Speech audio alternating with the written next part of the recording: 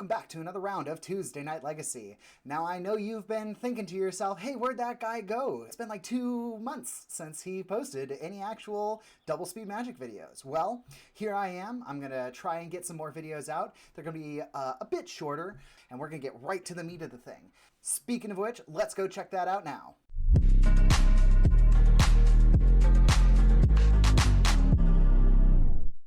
All right, here we go. So these are two decks. This video was recorded back in the end of February. We have Andrew on the left playing Temur Rhinos Cascade, using any Cascade ability to get this Crashing Footfalls, put 10 power on the board and attack and win. And then on the right, we have Michael playing Stiflenought, using any number of abilities to put this bad boy into play, Phyrexian Dreadnought.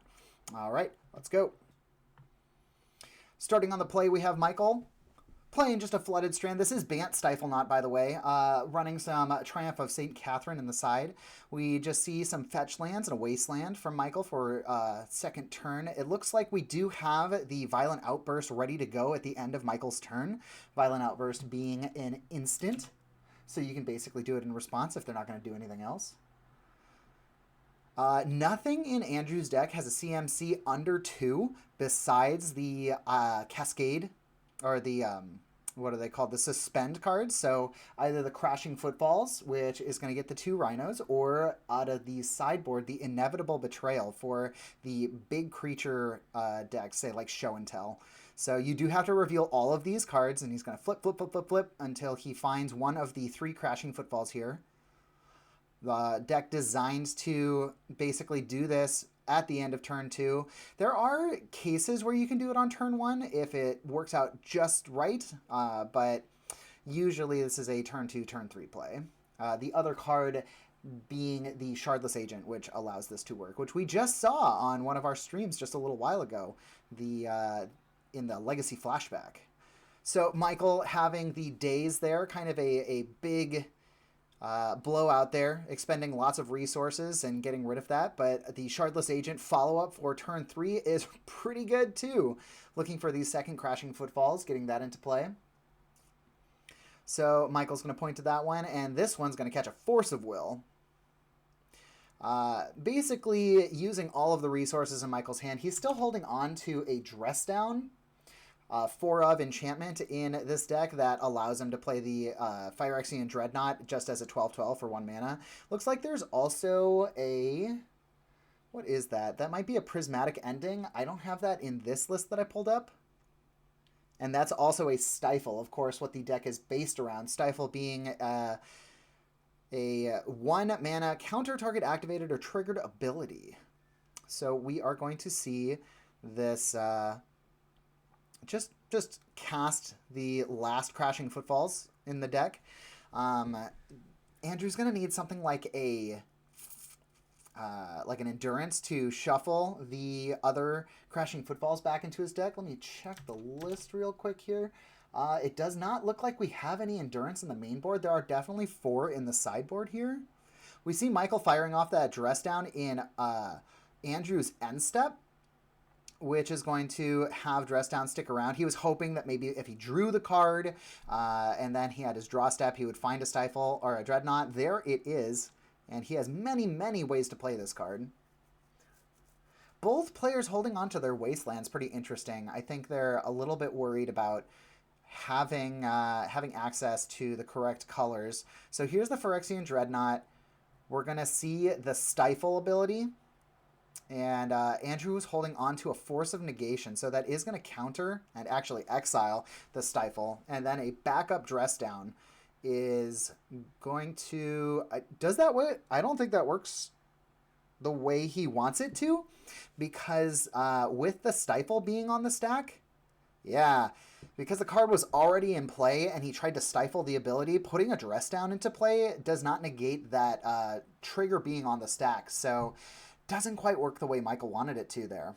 So we see a pass of a turn for Andrew, and we're ticking down the Crashing Footfalls. So Michael in a kind of tough spot here. 2 turns from now, there are going to be 2 4/4 Rhinos.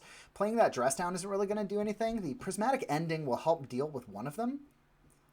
But from there, we're going to have to see. I think Andrew has a Force of Will. Let me see. Yeah, we do have a 4 Force of Will, 4 Force of Negation. Basically, all of the free spells, Andrew just has one thing he's doing: put Rhinos into play. So being able to protect all of that with all of these free interaction abilities is going to be really, really good. And I don't think Stifle works the way that Michael may want here, because you can't... I mean, I'm not 100% certain. I think once it comes off of Suspend, you're casting it. So that's not really... It's not really a Stifle ability. Beginning of your upkeep, remove a time counter. Maybe you can Stifle removing a time counter. I'm not 100% certain on that, though. Michael drawing another Wasteland. Andrew has a fetch land and 2 basics in a Wasteland. And wasting a Wasteland is pretty much the worst thing you can do, especially if you only have basics on your side. Casting that Dress Down. Ooh, okay, so Michael has a Doorkeeper Thrall there. Doorkeeper Thrall printed in Karlov manner. This is one of the best cards to come from that set.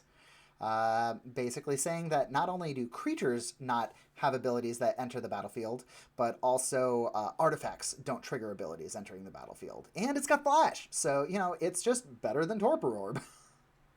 And it also is flying for some reason and doesn't die to a Bowmaster. So, you know, all the good things.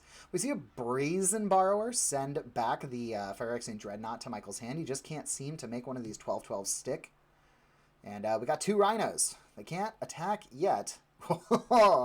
We're really in the end game now.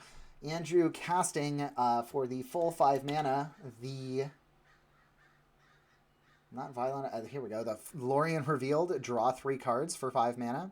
Usually used for its island cycling ability at ends of turns to make sure that you have access to those islands when you need them. It turns out that it also is a castable spell towards the end of the game. So Michael does have the Doorkeeper Thrall in play, which is good. Thinking about firing off this Prismatic Ending, dealing with one of these Rhinos. That is going to take, you know, half of the pressure off of his board here. Despite it being like turn 7 or 8, I am very surprised that both of these decks are still at, or both these players are like at 17, 16 life. Especially with the threats that they have. But I guess an argument to that is... once these threats start to connect, the game is over very quickly. So both players doing an incredible job at maintaining the board being clear. Seeing a Brainstorm. Andrew, yeah, definitely fading that Force of Will here. Waiting for the right spell. He knows that Phyrexian Dreadnought is in hand. So, you know, you can Brainstorm, draw some cards, see what you want to do there. Has to put 2 of these back. 2 Ponders off the top. Swords to Plowshares is definitely going to deal with the other Rhino. Force of Will, getting rid of Phyrexian Dreadnought. Leaving the 1/2 in play. And we're seeing an attack. Or maybe we're not seeing an attack. Oh, that was paying for the Force of Will, of course. Trying to decide what's the most important to blow up here. Thinking maybe Taiga is going to be more important than the... Tropical Islands. I mean, Andrew doesn't have access to red if he blows up Taiga. But Michael disagrees with me and destroys the Tropical Islands. Maybe trying to keep him off the double blue that allows Lorien Reveal to be cast. Oh, also the Brazen Borrower on an adventure currently. Which is why Doorkeeper Thrall is not attacking, because Brazen Borrower, where is it? Is a 3/1 with Flash and can only block creatures with flying. So it would be a trade, and Michael definitely wants to keep this Doorkeeper Thrall in play for any future Dreadnoughts to be coming in. Although he has burned through 2 of them. Let's see what other threats he's got here. Another really important threat in Michael's deck is Uro, Titan of Nature's Wrath, which would be a massive top deck here. Seeing how large his graveyard is... We're going to see a Ponder. Check the top 3. Ooh, there's another Phyrexian Dreadnought. Let's get that into play, shall we? 1 mana. Dreadnought, please. Oh, no. We're going to do the Swords to Plowshares to deal with the current threat. And a Dreadnought off of the Wasteland. A very efficient use in mana. We're going to send the Doorkeeper Thrall back. Oh, man. Second Petty Theft says Doorkeeper Thrall back to hand. Phyrexian Dreadnought's ability. Unfortunately, triggering because it doesn't have any of the Stifle abilities in play. And I don't know what Andrew's doing here. He only has 3. So I guess we're going to flip the whole deck. And he goes, oh, yep, that was 3. Whoops. We're going to shuffle it up. And that does nothing. And we're going to pass turn here. A little bit of an oopsie from Andrew. Although, depending on what his hand is, he might have not actually had another ability or another play there, since both of he needed that second blue. Kudos to Michael for definitely making that right play with the Wasteland. I don't know what I'm talking about. Doorkeeper throw, and it looks like a land for Michael, so not super great. Thinking about blowing up that other duel there, just to shut Andrew down a little bit more. We're seeing a 3-mana 2/2 in the form of Elvish Spirit Guide. Now, this creature with wings does not fly. It is just a 2/2. Oh, it looks like the newer printing removed the wings to make that a little less confusing. And it is an Elf Spirit, 2 mana, or 3 mana coming in. Just like the Simian Spirit Guide. But that is red. This one's green. I think this one was printed before Simian Spirit Guide. I want to say like Simian Spirit Guide was probably one of those Planar Chaos cards, because it feels like that. Okay, we finally found a second blue mana, which is awesome. We get a 3/1 in the air with flying. Thinking about double blocking. Taking 3, getting rid of the 2/2, and taking 3 damage.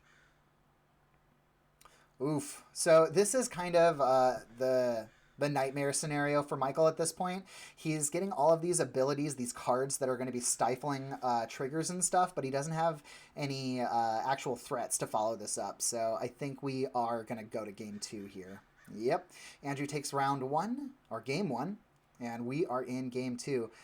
Michael definitely on the play here. Just some more fetch lands. I feel like the game's really going to kick off once we are on turn 2 or 3 here.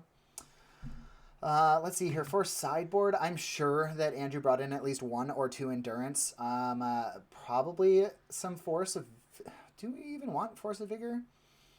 Maybe some Blood Moon. I could see Andrew favoring Blood Moon in this matchup, just because Michael has so many dual lands. I mean, his mana base is so greedy, trying to get, Uro and have the white for the Great Removal and the Doorkeeper Thrall.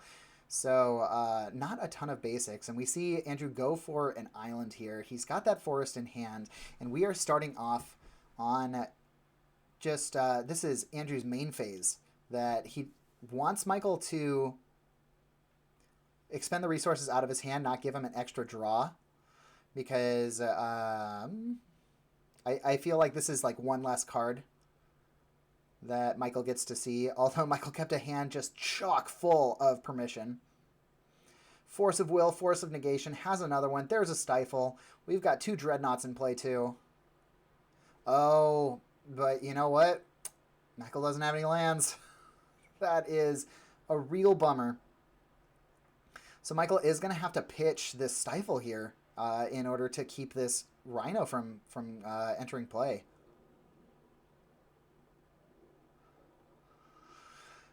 Gonna fetch.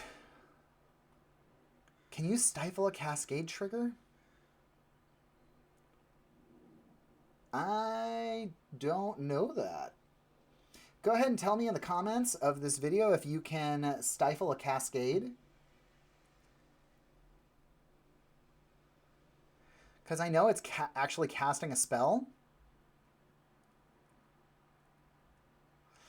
We are going to Force of Will here. Pitching that Stifle. Leaving Michael with 2 Dreadnoughts in his hand, which is not where he wants to be. Brainstorm off the top is going to see a land and a Hydroblast. So we're probably going to be putting back some spells here. I would keep that Hydroblast. No? Okay. So I guess Michael eyes on the prize here of trying to find a way to stifle his Dreadnought abilities. Yeah. But I guess I get it. Hydroblast doesn't actually stop Violent Outburst because the Cascade goes on the stack. The actual spell he needs to counter is the Crashing Footfalls, which is a green spell. So that's not going to do it here. Let's check out that sideboard. Yeah, the Hydroblast countering target red spell. White and green mana. Interesting. So we know that Michael is setting up for the Brainstorm here. This side's on white and blue mana instead. Probably hedging for a Swords to Plowshares. And so now we're going to see a Brainstorm. Okay, we do see a Daze. That's not going to do it, though. Oof. Yeah, this is really tough. So even if you make him Daze, if Michael makes Andrew Daze, he pays the extra mana. It still comes off the stack, and I mean, you're not stifling anything. Ugh. A rough spot to be in for Michael for sure. So here's 2 Rhinos. Michael says, yeah. All right. Drawing a Wasteland, going for the Dreadnought, and the Dreadnought is in play. And oh my gosh. I'm so sorry, Michael. After all of that work, he just couldn't get into play. The Brazen Borrower bounces it, and Andrew takes it. Rug Rhinos 2-0. And there you have it, a masterclass display on how good the card Brazen Borrower and Petty Theft can be in the Legacy format. Who would have thought? As always, thank you to Collector Legion and Spellhole Games for allowing us to record in their play space. We really appreciate it, and we love showcasing this Legacy content out of your store. Tune in next time for another Tuesday Night Legacy. I'll see you next time.